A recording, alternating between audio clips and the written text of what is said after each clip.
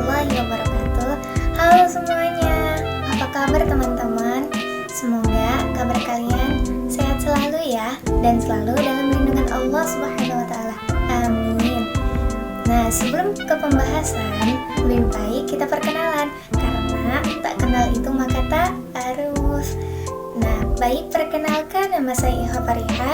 Saya dari jurusan Pendidikan Guru Madrasah Ibtidaiyah semester 3 kelas 3D. Nah, materi yang akan saya bahas yaitu tentang BK. Materinya bimbingan mengatasi kurang motivasi belajar. Poin-poinnya itu ada pengertian motivasi, ada faktor penyebab kurang motivasi belajar, dan yang terakhir ada upaya meningkatkan motivasi belajar. Yuk kita simak videonya. Nah, di poin pertama ini ada pengertian motivasi. Apa sih motivasi belajar itu?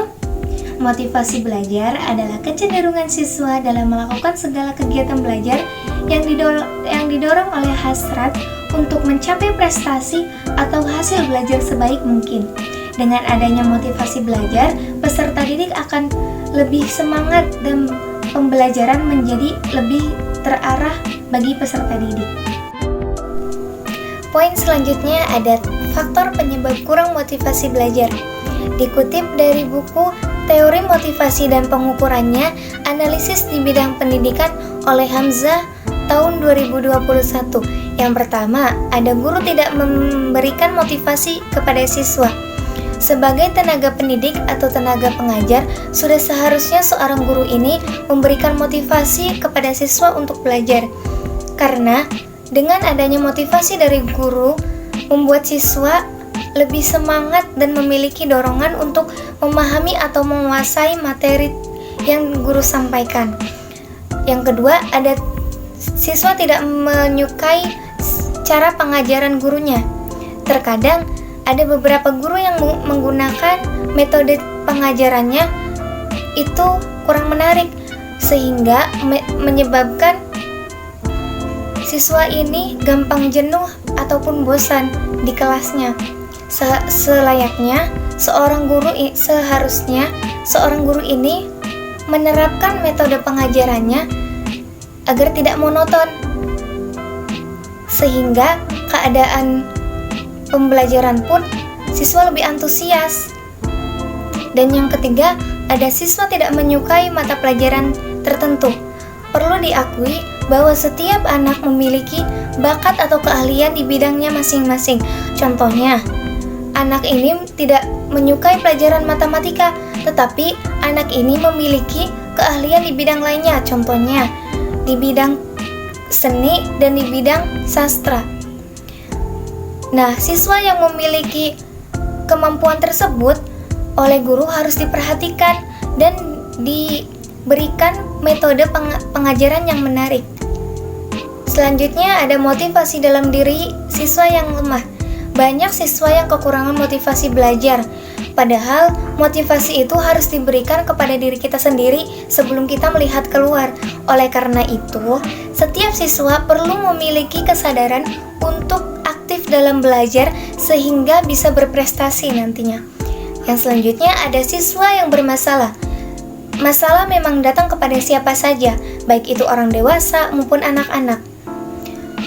Siswa yang kekurangan motivasi belajar bisa jadi disebabkan oleh siswa ini bermasalah. Contohnya, ikut tawuran, ikutan geng motor, dan salah pergaulan. Oleh karena itu, di dalam hal ini, seorang guru BK berperan penting agar bisa merangkul siswa yang bermasalah ini kembali menjadi siswa yang aktif dalam belajar. Yang terakhir, ada kurang perhatian orang tua di rumah. Orang tua yang jarang di rumah atau sibuk dengan urusannya sendiri kadang membuat anak ini merasa terlantar, sehingga seorang anak ini tidak ada niatan untuk belajar yang bersungguh-sungguh. Jadi, dapat disimpulkan bahwa penyebab faktor kurang motivasi belajar atau rendahnya motivasi belajar ini disebabkan oleh banyak hal, baik itu dari faktor gurunya, orang tua, maupun dirinya sendiri. Oleh karena itu, Diperlukan sinergitas bagi orang tua dan guru dalam mendidik atau membimbing siswa agar lebih bersemangat dan termotivasi dalam belajar. Poin yang terakhir, ada upaya meningkatkan motivasi belajar. Yang pertama, ada memberi angka. Maksud memberi angka ini, angka sebagai simbol dari hasil kegiatan belajar. Karena banyak siswa yang hanya mengejar nilai-nilai atau angka-angka yang baik, baik itu nilai rapot maupun nilai ulangan hariannya mereka. Karena bagi siswa, angka-angka atau nilai-nilai yang baik ini merupakan motivasi yang kuat bagi dirinya sendiri. Tetapi perlu diingat oleh guru bahwa pencapaian angka-angka tersebut belum mencapai hasil belajar yang sejati dan bermakna. Poin yang selanjutnya ada hadiah. Hadiah ini dapat menjadi motivasi yang kuat karena di mana siswa tertarik pada bidang tertentu yang akan diberikan hadiah. Misalnya, kita memberikan soal kepada siswa, lalu habis membacakan soal tersebut, kita bilang, siapa yang bisa jawab pertanyaan ini akan mendapatkan hadiah. Pastikan otomatis tuh siswa bakal mengangkat tangan dan menginginkan hadiah tersebut. Jadi termotivasi agar saya ini harus bisa dapat hadiah itu. Nah, poin selanjutnya ada kompetisi.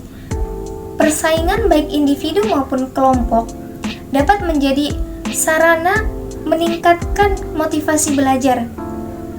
Karena terkadang dengan adanya saingan, kita menjadi lebih bersemangat dalam pencapaian nilai yang baik. Contohnya, kita melihat teman kita ini dapat nilai yang lebih tinggi daripada kita. Si siswa yang mendapatkan nilai kurang dari pencapaiannya jadinya termotivasi agar aku juga harus bisa dapatkan nilai seperti dia, bahkan lebih. Nah, poin selanjutnya ada ego involvement. Di poin ini, cara memotivasi dengan menanamkan kesadaran sehingga adanya keinginan yang timbul dalam diri kita sendiri untuk mencapai tujuannya. Nah, selanjutnya ada memberikan ulangan. Para siswa akan lebih giat belajar ketika kita bilang bahwa besok akan mengadakan ulangan. Pasti si siswa ini semalaman belajar, lebih giat belajar dari malam-malam sebelumnya karena besoknya akan ulangan.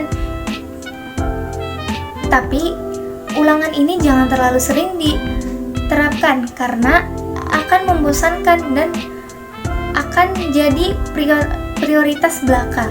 Yang selanjutnya ada mengetahui hasil. Dengan mengetahui hasil belajarnya, siswa akan terdorong untuk belajar lebih giat.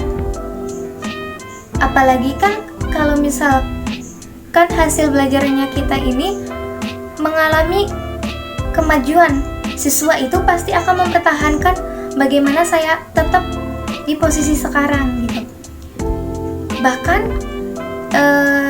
termotivasi untuk lebih baik dari sebelumnya. Selanjutnya ada pujian. Pujian ini bentuk upaya meningkatkan motivasi belajar yang positif dan memberikan motivasi yang baik bagi siswa. Akan tetapi perlu diingat bahwa pemberian pujian ini harus pada waktu yang tepat karena akan memupuk suasana kelas yang menyenangkan dan mempertinggi motivasi belajar sekaligus membangkitkan harga diri. Yang poin terakhir ada hukuman. Hukuman ini merupakan upaya meningkatkan motivasi belajar yang negatif. Akan tetapi jika diterapkan pada waktu yang tepat dan bijak, bisa menjadikan motivasi belajar. Oleh karena itu, seorang guru harus memahami prinsip-prinsip pemberian hukuman kepada siswa tersebut. Terima kasih sudah menonton video ini. Kurang dan kurangnya mohon maaf. Wabillahi taufik wal hidayah. Wassalamualaikum warahmatullahi wabarakatuh. Dadah.